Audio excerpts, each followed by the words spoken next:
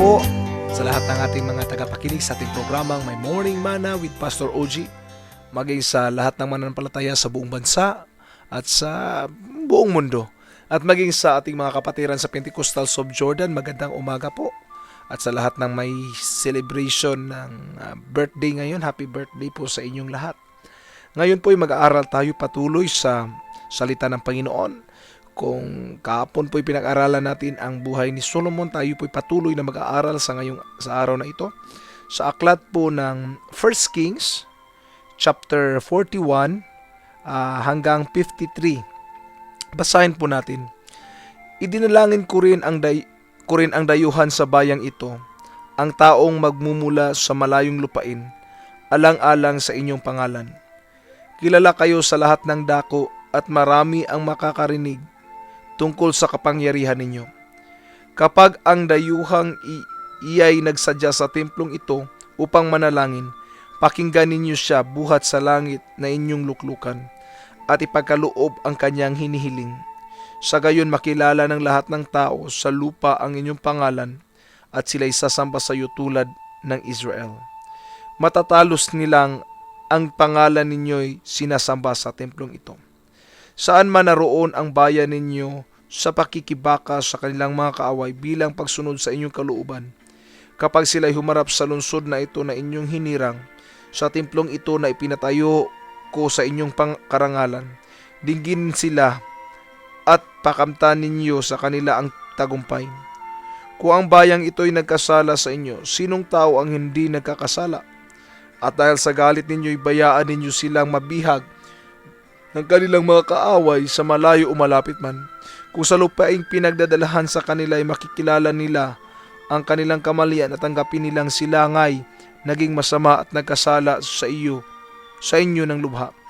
Sa sandaling sila'y nagsisi at magbalik loob sa inyo, at mula dooy humarap sila sa lupaing kaloob sa kanilang mga ninuno, sa lungsod na ito sa kanilang hinirang, sa templong ito na pinatayo ko sa inyong pangalan, dinggin ninyo sila at iligtas. Patawarin ninyo ang inyong bayan sa kanilang pagkakasala sa inyo. Loobin ninyong kahabagan sila ng mga kaaway na bumihag sa kanila. Yamang ito ang bayang hinirang ninyo at hinango sa Ehipto, sa apoy na tunawan ng bakal. Lagi ninyong lingapin ang bayang Israel. Lagi ninyong pakinggan ang kanilang panawagan. Kayo ay walang iba ang humirang sa kanila mula sa lahat ng bansa sa lupa, upang sila'y maging inyo. Ito o Yahweh ang aming Diyos. O Yahweh aming Diyos, ang sinabi ninyo sa pamagitan ni Moses nang hanguin ninyo sa Ehipto ang aming mga ninuno. Today, we will be discussing about the prayer continues. Patuloy na panalangin. Napakahaba po ng panalangin ni Solomon, no? Pero ang nais ko iparating dito ay ganito. Ang pananalangin ay hindi po natatapos. Sabi po ng Biblia, pray without ceasing. Sabi ng Biblia din, in everything you do, no, do it in the name of the Lord Jesus Christ. Lahat ng panahon po, in prayer and supplication with thanksgiving, let us come to the throne of grace. Sabi ng Biblia, call unto me and I will answer thee. Kaya po may mga pangako ng mga pananalangin. Ang Diyos nagsabi din, that mean ought always to pray. Always, always, always. Huwag po tayong tumigil sa pananalangin at huwag po tayo magsawang manalangin. At sa pananalangin na ito, kung tayo'y manalangin, hindi lang po ang sarili ipanalangin, hindi lang po ang pamilya. Bagos ipanalangin din po natin ang kaligtasan ng maraming kaluluwa. Sinabi po ni Solomon na, Panginoon, kung halimbawa mayroon pong pupunta dito na mga dayuhan at mananalangin, pakinggan niyo po sila. Nang sa ganun po ay makilala nila na may Diyos kaming pinaglilingkuran. Ang gusto ni Solomon na mangyari ay ang mga taong maparoon upang manalangin ay makilala ang kapangyarihan ng Diyos. At kung kanilang makikilala ang Diyos, sila po ay magkakaroon ng pananampalataya sa Kanya. That's a prayer of conversion. That's a prayer for salvation. That's a prayer to win the soul. Marami pong mga tao na hindi ito nare-recognize. Madalas sarili lang pinapanalangin, pero nakakalimutang ipanalangin ang mga kaluluwang kanilang inaakay sa harapan ng Diyos. Minsan nakakalimutan ipanalangin yung mga tao na kanilang dinadala. Aminado po ako, minsan may mga panahon na nakakalimutan kong ipanalangin yung mga taong dinadala ko sa paanan ng Diyos. Imbis na yun ang panahon sana o na kaya kong dalhin sila, hindi ko ginagawa, no? Sa pananalangin po doon po nag-uumpisa ang lahat. Kung kaya po nating dalhin ang ating sarili sa pananalangin o ang ating mga pamilya, bakit di po natin subukang dalhin sa pananalangin ang ating mga dinadala o inaakay sa kaharian ng Diyos? Ang akin pong challenge sa lahat po ng mananampalataya, patuloy po tayong manalangin. Prayer continues. Huwag po nating itigil ang pananalangin. Maaaring ang ating inaakay ay hindi pa ligtas. Maaaring ang ating inaakay ay matigas, no? Matigas pa sa bato. But remember this, that the eventual prayer or the continual prayer, huwag patuloy or continual prayer, ay meron pong magagawa, no? Dahan-dahan po magkakaroon ng transformation sa buhay niya. Dahan-dahan po siyang maglingkod sa Diyos at babalik sa Kanya. My challenge to every Christians ay muli po, kung meron tayong inaakay ngayon, huwag kalimutang ipanalangin sila.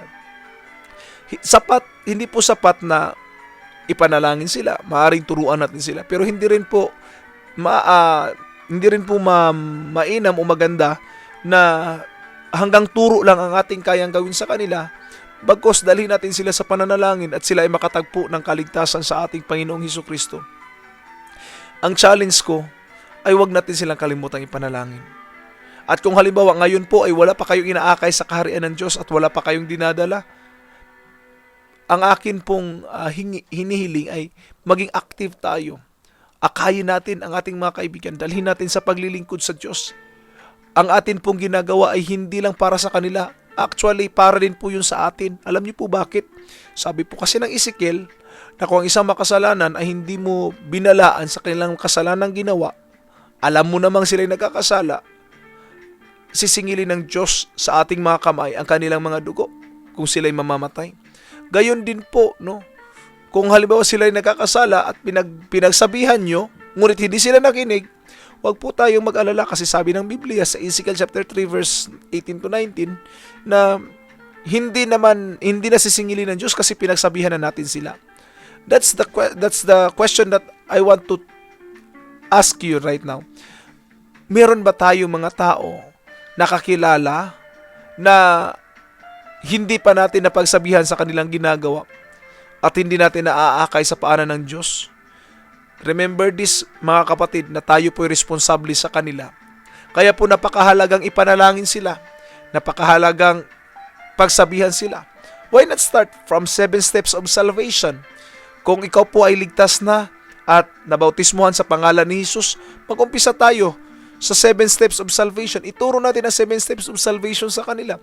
Nang sa ganun sila naman po ay makasumbong ng kaligtasan. At kung sila man ay hindi makikinig, at kung sila man din po ay ayaw talagang manampalataya sa Diyos, sila'y mamamatay sa kanilang kasalanan, subalit hindi nasisingilin ng Diyos mula sa inyong mga kamay ang kanilang mga dugo.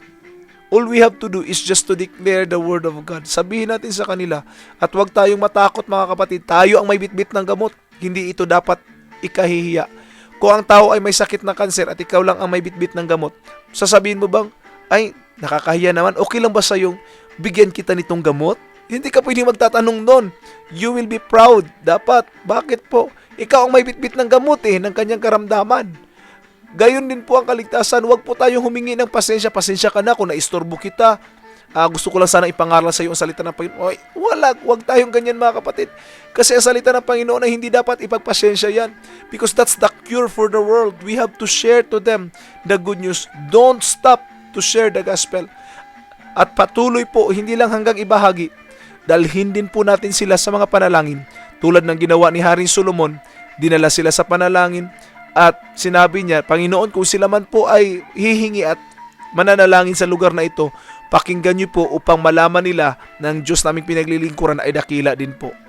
Kaya po, mga kapatid, huwag nating kalimutan, ipanalangin ang ating mga inaakay. Ipanalangin ang mga taong ating dinadala sa kaharian ng ating Panginoon. Sa muli po, ito si Pastor OG Solitario na muling magpapaalala sa atin na sa araw-araw nating pamumuhay, kailangan natin ang tinapay ng buhay. Digest your morning manna today. Masayang pakikinig po at magandang araw sa ating lahat.